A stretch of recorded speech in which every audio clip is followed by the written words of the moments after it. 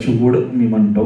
तुम्हा रसिक प्रेक्षकांचं, पत्रकारांचं, सगळ्यांचं प्रेम मी समजतो की एक देव माणूस हे कॅरेक्टर मी केलं आणि त्याने जे काही प्रेक्षकांच्या डोक्यावर गारुड घातलंय, जिथे जाईल तिथे मला असं वाटतं की पुढची 5-6 वर्ष तरी मला अजून मी कुठलाही सिनेमा घेऊन आलो किंवा कुठलीही भूमिका घेऊन आलो तर देव माणूस पहिल्यांदा नाव येईल आणि नंतर पुढे ते जाईल. अर्थात ते कर्म आणि सगळी टीमची साथ त्याच्यामुळे ते झालेलं आहे. त्याच्यानंतर मला असं वाटतं की प्रत्येक ॲक्टर हा भुकेला असतो, हावरा असतो, त्याला वेगवेगळं करून बघायचं असतं. त्याच्यात एक माझ्यावर छाप पडली की देव माणूस चांगली गोष्ट आहे. आणि मग त्या कॅरेक्टरपासून मला थोडंसं वेगळं काही करता येतं का, मी दरवेळी चाचपडून बघत असतो. चौक असेल, डंक हरिनामाचं असेल, जेव्हा मला नाद या स्क्रिप्ट संदर्भात विचारणा आली तेव्हा मला असं झालं की हा रोमॅन्टिक हिरो आहे, इथे मारधाड करायला मिळणार आहे. जे लहानपणापासून सगळ्यांचं स्वप्न असतं की यायला आपणही भीषूम भीषूम करावं, पडद्यावर आपणही दिसावं, तसंच माझंही स्वप्न होतं हिरोईनच्या पाठीमागे पळत जावं, मारधाड आपणही करावी, कॉमेडी करावी. हे सगळं मला इकडे करायला मिळालं. सो ॲक्टर म्हणून ही पर्वणीच आहे माझ्यासाठी. सो मला असं वाटतं की मी हे चापून हाणलंय जे काही ताटात मिळालं आहे मला, ते तर तुम्हाला कळेलच. म्हणजे थिएटरमध्ये बघितल्यानंतर मी स्वतःचं कौतुक करण्यापेक्षा तुम्हीच नेक्स्ट टाइम मी जेव्हा केव्हा येईल किंवा तुम्ही मला सांगालही कसं वाटतंय ते. लेखक दिग्दर्शक नाही तर तूच आता मुख्य नायक या नात्याने मला एक सांग की नेमकी आजवर अशा डॉलरचे अनेक चित्रपट होऊन गेले. तर आपण बघूया, प्रेम असेल, मारधाड असेल किंवा ट्रँगल असेल, नेमकी याच्यात वेगळेपणा काय की का बघावा तुमचा चित्रपट लोकांनी? मराठी फिलिंग एक तर मुळात आपल्या गंमत आहे. खरं भारी, खूप भारी प्रश्न विचारला तुम्ही. प्रेम अडीच अक्षरी शब्द आहे. आत्तापर्यंत हिंदी सिनेसृष्टी, मल्याळम, कन्नडा, तेलुगू सगळ्यांनी प्रेम हे आपापल्या पद्धतीने दाखवून चालले.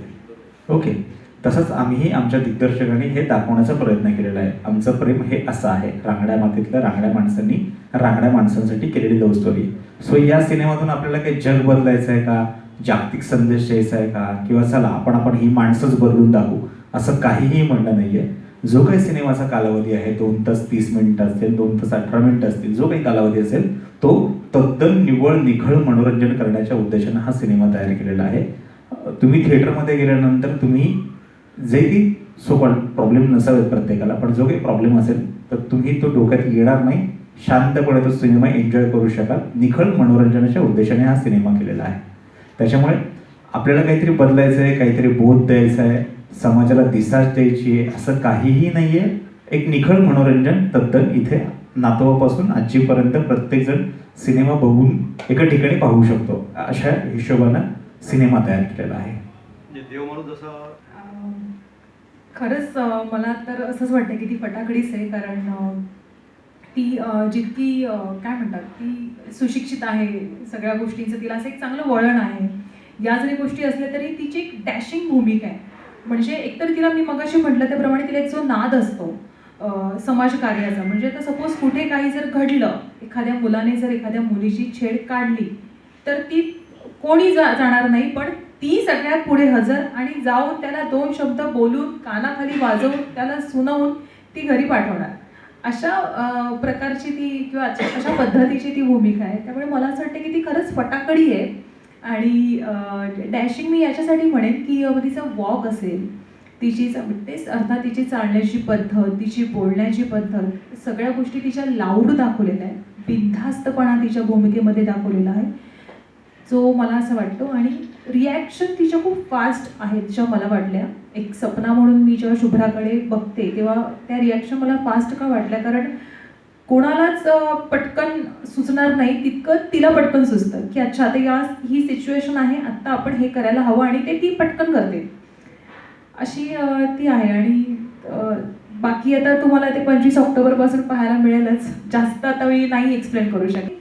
ऑल ओव्हर ही जी फिल्म जी बनली आहे, एकूण एक कॅरेक्टर ना, प्रत्येकाची एक वेगळी स्टाईल आहे. मग किरणची असेल ॲज अ उदय म्हणून, तो खूप छान त्याचं असं गुंड पण नाही म्हणणार, पण आपण तो वाईट पण नाही आहे, पण त्याची भाईगिरी दाखवली आहे. मग ती कशा पद्धतीने दाखवली आहे, तर सपोज एखाद्याकडे कमी असेल, एखाद्याकडे जास्त असेल, मग जास्त ज्याच्याकडे असेल तो काहीतरी वाईट त्याच्या गोष्टी असतील, मग तो त्याला थोडंसं सुनावून त्याच्याकडून घेऊन मग ज्याला कमी पडते त्याला देणं, एक अशा पद्धतीचं आहे. म्हणजे तो पण समाजसेवाच करतोय, मीही समाजसेवा करते, पण मी अशी जाते आणि तो थोडासा असं आहे, पण त्याचं मन खूप छान आहे. आणि त्याचबरोबर जर आपण जर विलनला बघितलं, अजिंक्य प्ले केलं त्याने, तो पण त्याची पण एक वेगळी स्टाईल आहे. म्हणजे आपण विलन पाहिले असतील, पण हा वेगळा आहे. ह्याची डायलॉग जी डिलिव्हरी करतो, त्या कोणत्या शब्दावर तो जोर देतो आणि ती काय लाईन आहे ना, ते तुम्हाला सगळे डायलॉग त्याचे ऐकायला आणि पाहायला मिळतीलच.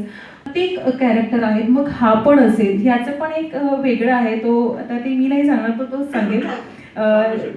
हा म्हणजे त्याला एक सतत काय खायचं होतं, सुपारी खाण्याचं त्याला हे असं नाद असतो त्याला. सुपारी खाऊनच होता असं करूनच तो बोलणार. प्रत्येक डायलॉग त्याचा त्याच्यामध्ये तसा आहे. रिअल लाईफमध्ये मी अशी नाही आहे खरंच, ऑनेस्टली. म्हणजे आहे काही ठिकाणी मला जिथे चुकतं तिथे मी पटकन बोलते, पण ते आपल्या माणसात असतं. बाहेरच्या माणसांसोबत असं मला नाही करता येत.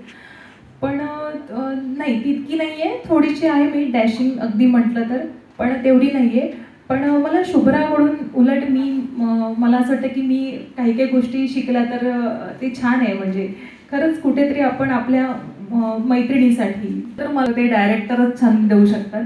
पण त्यांनी मला सिलेक्ट करण्याचं कारण म्हणजे असं की जेव्हा मला स्वतःला सांगितलं, माझे अर्थात जे आपले सर आहेत त्यांच्यासोबत आणि मेकर आहेत त्यांच्यासोबत माझी जस्ट एक ओळख होती. आणि मग आम्ही एका वेगळ्या प्रोजेक्टवरती काम करत होतो. सो ते काही नाही झालं, काही वर्क नाही झालं. पण जेव्हा त्यांनी नाद ही स्क्रिप्ट मला सांगितली की असं असं आहे, तू बघ, ट्राय कर, ऑडिशन वगैरे दे, तू झालं तर झालं, नाही झालं तर नाही झालं.